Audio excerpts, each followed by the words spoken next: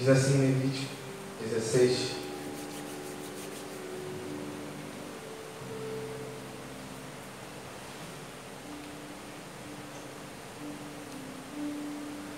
Depois que os 2 filhos de Arão foram mortos, quando apresentavam diante do Senhor uma oferta de incenso que não estava de acordo com a lei, Deus falou de novo com Moisés. Depois de que Deus falou com Moisés? Que os 2 filhos de Arão foram mortos, porque apresentaram uma oferta de incenso que não estava de acordo com a lei. A primeira coisa que eu quero compartilhar com vocês, e até eu parei de entrar em guerra no Yom Kippur, com a intercessão, tem a ver com a oferta. Deus falou claramente comigo em voz audível: não coloque ninguém na frente de batalha que não tenha oferta digna diante do meu altar.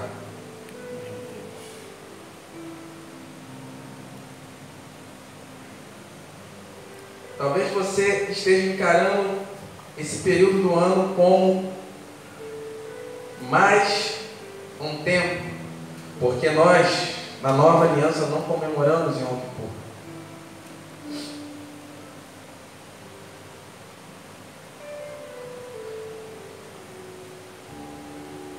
E o que nós temos visto hoje são sacerdotes oferecendo qualquer coisa no altar. Estava vindo para cá, eu, juntamente com a Roberta, passamos em frente a um local que se intitula igreja. A irmã desce do carro e eu queria entender o que está acontecendo com a igreja. Que roupa era aquela?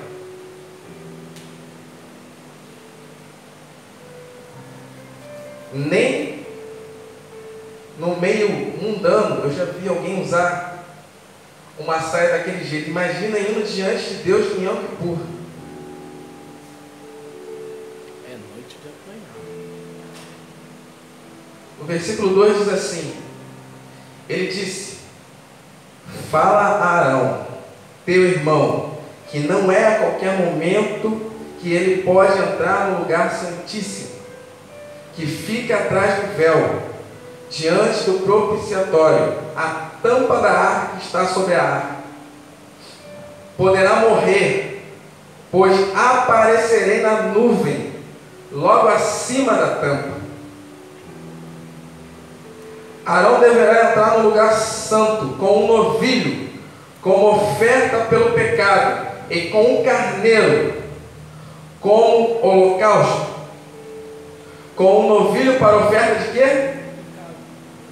E com um carneiro para...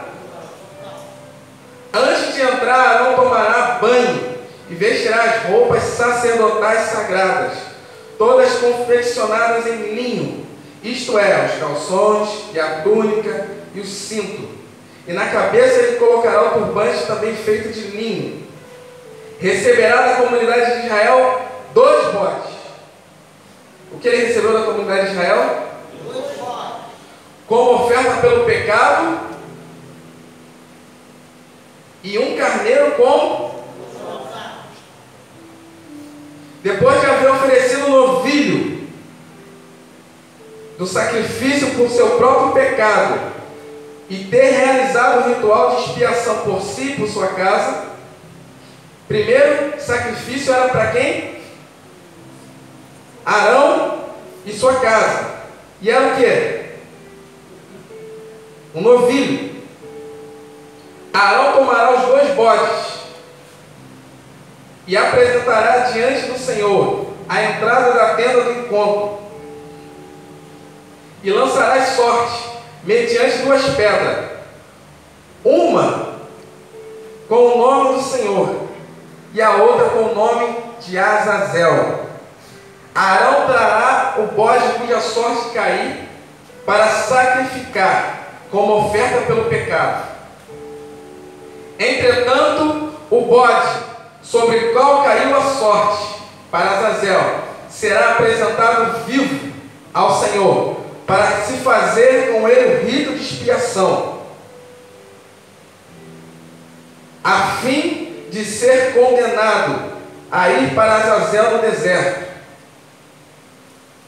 Arão oferecerá o novilho do sacrifício por seu próprio pecado, e em seguida realizará o ritual de expiação por si e por sua casa.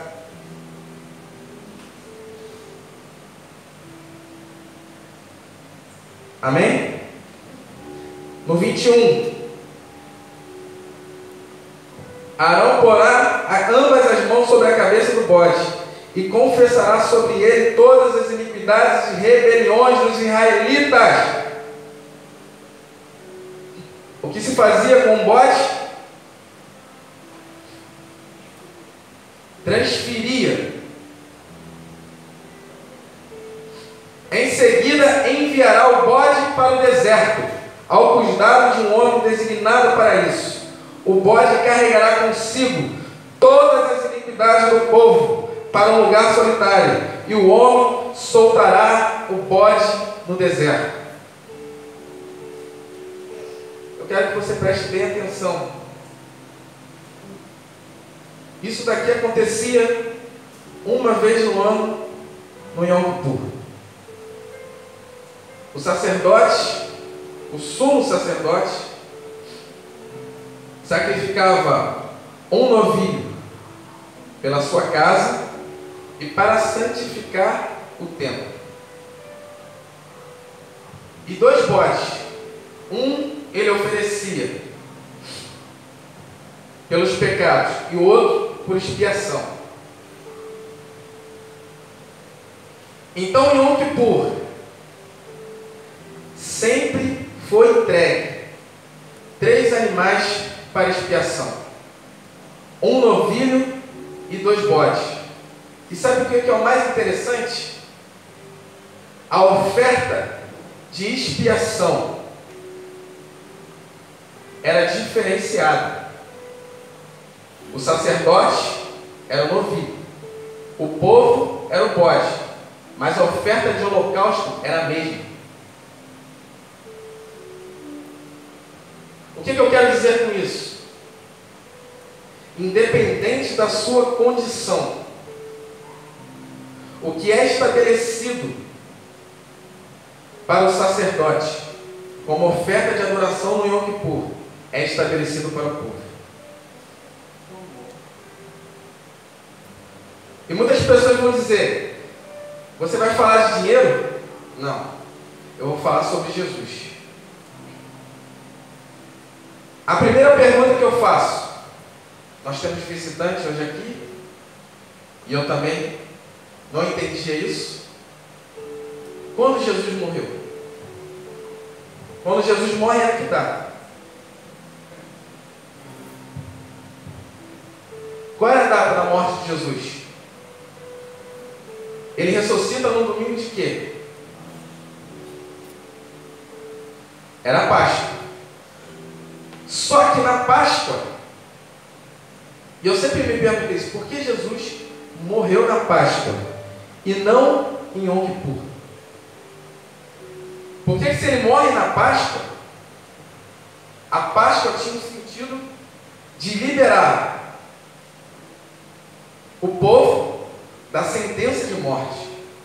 Disse que na Páscoa os israelitas estavam no Egito e Deus mandou eles aspergirem nas portas o sangue e comer o cordeiro. E quando o anjo da morte passou, nada aconteceu. Então a Páscoa significa, além de libertar da morte, sair do Egito. Mas no Yom Kippur diz que é o dia do perdão. Por que Cristo não morre no Yom Kippur?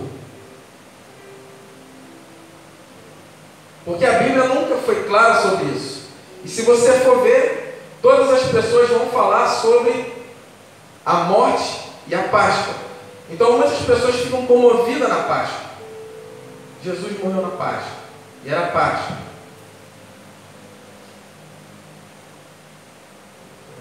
Eu quero que você entenda isso. E você nunca mais vai fazer do Yom Kippur uma data qualquer. Essa é a data de maior ataque nesse lugar.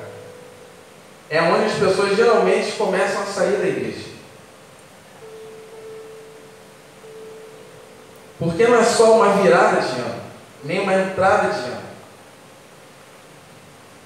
A primeira coisa que eu quero dizer para você: existiam 3 ofertas. Amém? Um novilho e 2 bodes.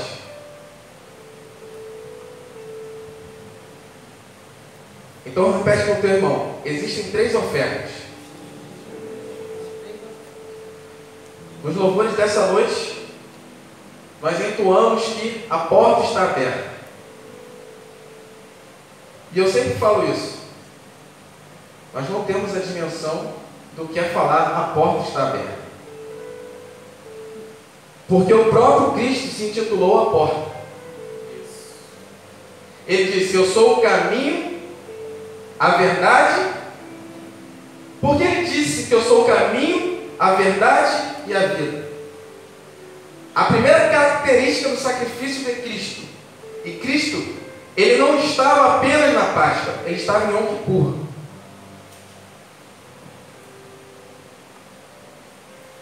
A primeira característica do sacrifício de Cristo é porque ele não era apenas um, ele era 3. Ele era o cordeiro, ele era o bode e o outro bode.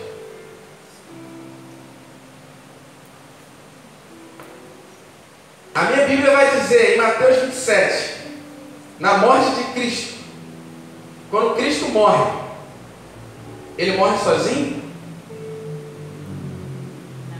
Quem morreu com Cristo? 2 ladrões. O que aqueles 2 ladrões estavam fazendo ali do lado de Cristo? O sacrifício de Cristo na cruz, ele precisava de algo para se completar. Aqueles 2 ladrões, eles não estavam ali em vão. Eles simbolizavam os 2 bodes.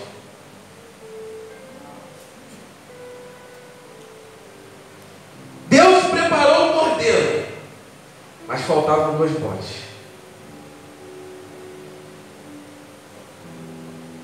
Vocês estão entendendo? E ainda existe algo maior. O primeiro bode era morto pelo pecado do povo. O segundo, lançava-se o pecado e era lançado ao deserto. Um homem o conduzia e depois lançava-o e ele ficava perdido. Todos os anos isso se reproduzia. Só que o mais engraçado é que o primeiro sacrifício era pelo sacerdote. E a minha pergunta é: o sacrifício do sacerdote, por que ele vinha primeiro? Porque o pecado do povo contamina o altar. Quando ele morre, mata o animal pela sua casa e também pelo altar, ele santificava o altar. Antes de sacrificar no povo, tem que santificar o altar. Por isso muitos altares estão controversos, porque existe santidade no povo, mas o altar está contaminado. O primeiro sacrifício tem que vir da liderança. A liderança tem que ser santa, para fazer com que os que estão se tornem santos.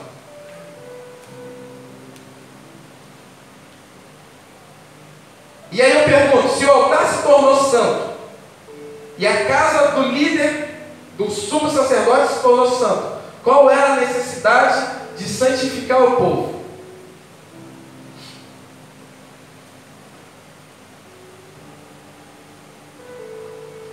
Na realidade, o que estava acontecendo aqui não era a santificação do povo, era a separação do povo. O primeiro bode ele simboliza uma igreja que se arrepende e morre. O segundo bode, que ia para o deserto, ele simboliza uma igreja que vive em rebelião em direção ao deserto. E o terceiro animal, que era o novilho, ele simboliza uma igreja diferenciada. Deus separou 3 tipos de povos, e você pode olhar qualquer igreja, são sempre 3. Ou a igreja está a caminho do deserto, ou a igreja até morreu, ou a igreja passou da fase de bode para novilho.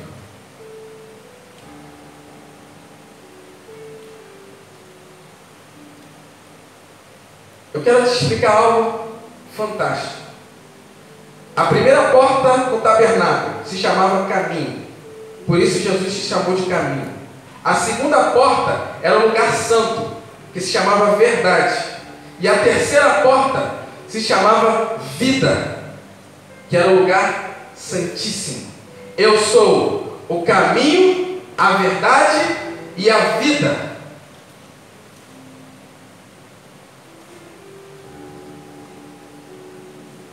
O primeiro bode é o que acontece hoje nas igrejas. Ele te dá acesso ao pátio. Essa igreja é uma igreja que no máximo entende de sacrifício, mas sempre está direcionada ao deserto. A segunda igreja é uma igreja que até entende um ambiente profético, um ambiente da glória, mas nunca tem acesso ao local, um ambiente santíssimo.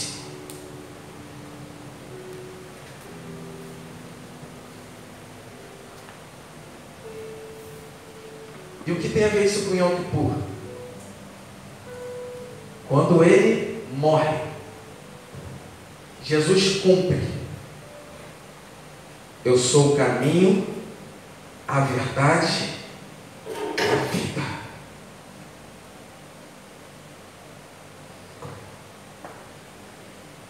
Como que ele cumpre isso? Quando aqueles 2 homens,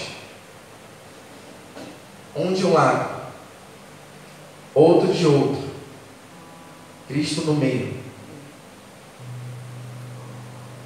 O primeiro ladrão, o que ele diz? O que o primeiro ladrão diz? Um dos ladrões diz: se tu fosse Deus, se tu és Deus, tira-nos daqui. Esse é o ambiente da primeira igreja. Só é movido por obras. Se tu é Deus, muda a minha condição agora. O ambiente da segunda igreja: permita-lhe estar contigo no paraíso. É uma igreja que até está com ele, mas eram 2 ladrões. É uma igreja que passa a vida sem experimentar e desfrutar da intimidade com ele. Talvez você queira ser a primeira igreja, apenas movido por obras. Talvez você queira ser a segunda igreja, passa a vida inteira em pecado, no final da vida se arrepende e adquire salvação. Nunca passou um mês de intimidade com ele, mas esteve ao lado dele na hora da morte. E na hora da morte, por misericórdia, foi tomado junto com ele. Mas eu quero ser a terceira igreja, que não apenas tem intimidade, que não apenas desfruta, mas que serve em todos os ambientes do tabernáculo.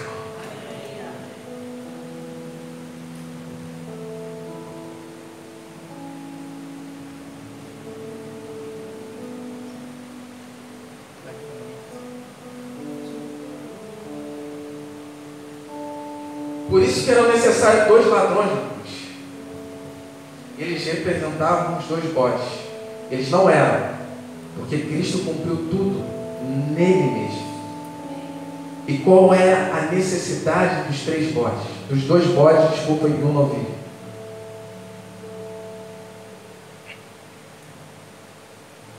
A Bíblia fala que o bode que ia para o deserto era maldito. O bode que morria era pelo pecado do povo. E o terceiro animal, ele morria pelo sacerdote. Em Yom Kippur acontece algo fantástico da parte de Deus. Talvez você não está entendendo, porque você nunca ouviu falar isso. Mas Deus vai te trazer a revelação ao longo do tempo. A Bíblia diz que quando ele morre, o que acontece no momento que Jesus começa a entregar o seu corpo? Diz que houve trevas na terra. Por que houve trevas na terra? Muitos vão dizer, porque o Filho de Deus estava morrendo. Não foi por isso. O Yom Kippur sempre é no começo do mês. É uma das poucas celebrações em Israel que é no começo do mês. Todas as outras são no meio do mês, porque eles são guiados pela lua. E no começo do mês não tem lua. Por que não tem lua? Porque tem um astro maior para brilhar. E disse que, de repente, quando ele começa a entregar o seu corpo, o céu escurece, o sol, a lua, some. Sabe o que Deus estava fazendo? Era a Páscoa, mas ele começa a pegar os ciclos, e começa a juntar os ciclos, e começa a juntar os ciclos. Ei, não tem mais Pentecoste, não tem mais Páscoa, não tem mais Yom Kippur. Quando Cristo morre, todos os ciclos se conectam em um ponto. Por isso, Ele é tudo em todos. Ele começa a entregar o seu corpo, e de repente a lua começa a sumir. Por quê? É Yom Kippur e não pode ter lua. É Yom Kippur, os astros começam a se esconder, porque tem uma estrela da manhã disposta a brilhar no céu. Aleluia. E a terra começa a ser abalada, porque Deus começa a mexer os ciclos. Os ciclos começam a se ajustar ao modelo original, segundo aquilo que Ele criou. Ele começa a movimentar os céus, a terra e os ares começam a ser de um rei absoluto.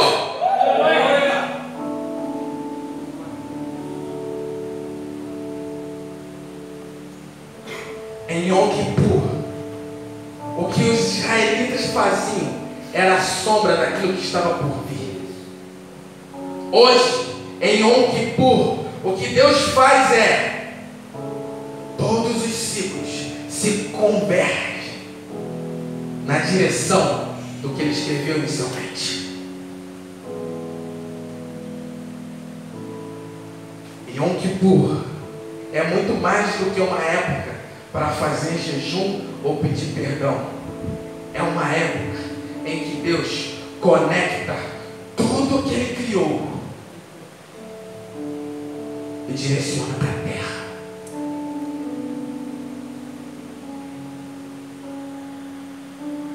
Entregar era por quem? Por mim e por você. Vocês estão entendendo? Amém. O segundo ambiente diz que quando ele morre, e ele fala em Mateus 12, o Filho do Homem ficará no ventre da terra por 3 dias. Qual era a necessidade dele ficar 3 dias e 3 noites? Ele estava fazendo o papel do segundo bode. Esse bode, ele saía pelo deserto sem direção. Mas quando Cristo morre, o inferno esqueceu de uma coisa. Esse bode nunca voltava, porque ele não tinha direção, ele não tinha caminho. Mas agora o próprio Cristo, Ele é o caminho. Por isso que Ele entra, permanece 3 dias, e sai.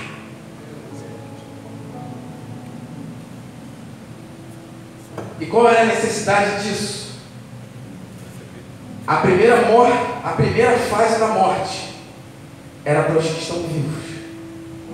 A segunda fase era para os que estavam mortos. Eu não vou entrar em detalhes, mas é isso que a Bíblia diz. E existe a terceira fase. Em Hebreus 9 diz que ele subiu ao tabernáculo eterno e cumpriu todas as coisas. Sim.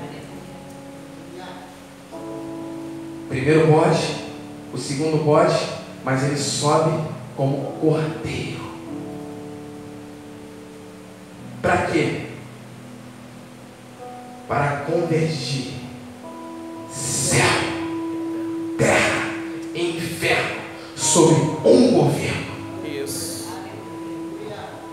Sabe o que acontece no Yom Kippur? Eis que eu dou a chave da morte e do inferno, e tudo aquilo que ligares na terra será ligado no céu. O que ligares na terra será ligado no céu. O que ligares na terra será ligado no céu. Ele começa no inferno, para na terra, mas chega no céu e volta para a terra. Eita. Em Yom Kippur, a sua oferta, ela sai do mais profundo, chega no céu, toca o tabernáculo eterno e vem como resposta na terra.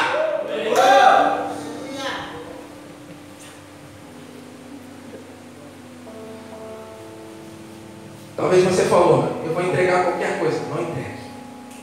Se eu tenho uma dica para te dar de Deus, se Deus não te falou, eu não tenho valor, se Deus não te falou nada, não entrega nada. Por quê? O Yom Kippur é um tribunal de justiça. E muitas pessoas, por isso que eu parei de liberar decreto na igreja. Porque tem pessoas querendo liberar decretos de justiça sendo injusto. E Deus me falou, eu vou matar. Eu fiquei em crise. Talvez você queira liberar qualquer coisa. Esse é um tempo em que Deus quer estabelecer juízo na terra. Se você é injusto, permaneça na sua injustiça. Não queira liberar justiça sendo injusto. Deus, apesar de ser o dia do perdão, é o dia da sentença também. E a coisa mais louca que Deus me falou: quanto tempo você tem para preparar sua oferta de Yom Kippur? 1 ano. Eita. Se chega no Yom Kippur, eu não estou dizendo que em Deus fechou. Eu estou dizendo se você tinha condição e você não guardou. Amém. Aí chega no Yom Kippur, você diz assim: não, Deus vai me perdoar. Aí escreve um monte de pedido. Você é louco. Sabe o que acontece no Yom Kippur? Como Cristo abriu as 3 portas, o trono pode passar pelas 3 portas e ir para onde quiser. E quando o trono da glória desce, se você for ler o livro de Esther, você não chega diante de um rei. O profeta já pregou sobre isso. Com qualquer coisa, primeiro você tem que ser aceito, para depois você pedir. Tem gente querendo pedir antes de ser aceito.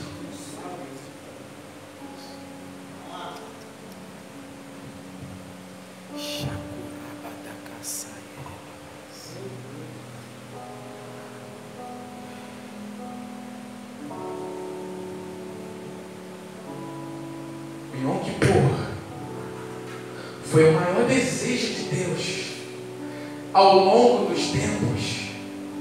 E quando Cristo morre, Deus diz: agora eu posso estabelecer um povo que entende. Mas aí veio a igreja romana, condiciona a igreja ao calendário gregoriano. E tudo que Deus tinha de promessa passa batido pela igreja atual, porque Deus trabalha com calendário lunar. Isso.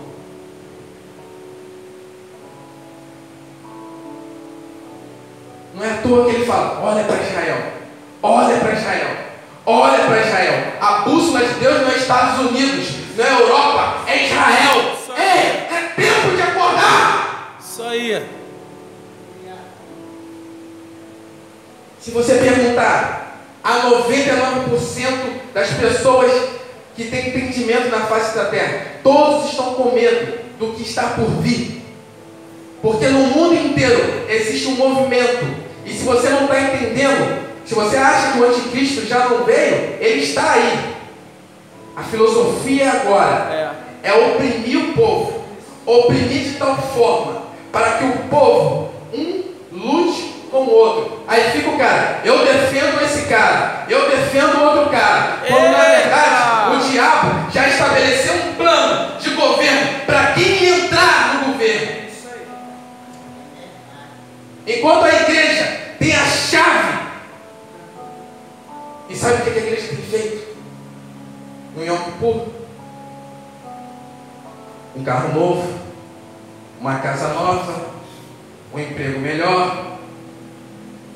Quando na verdade o Yom Kippur é uma chave para governar no inferno, na terra e nos céus. Não é apenas um portal que se abre, é o próprio Cristo que se abre para que entremos dentro dele e saiamos transformados. Entremos pelo caminho, mas não paremos em oferta. Entremos no santo lugar, mas não paremos em celebrações proféticas, mas entremos no ambiente santíssimo, não para adorar, mas para se prostrar e dizer: eis-me aqui, Senhor, faz conforme a tua vontade. Nesse ambiente não tem mais vontade humana, não tem mais plano para o ano seguinte, tem só o meu livro para ser reescrito segundo o modelo original. Quebrou tudo. Mas o que nós queremos? Mais dinheiro, mais poder. Ei, meu amado, larga a mão de mamão. Dinheiro não vai te trazer a resposta para a sua vida. O dinheiro é apenas para colocar no altar e santificar a tua vida, a tua família, a sua história. Dinheiro é símbolo de maldição, porque o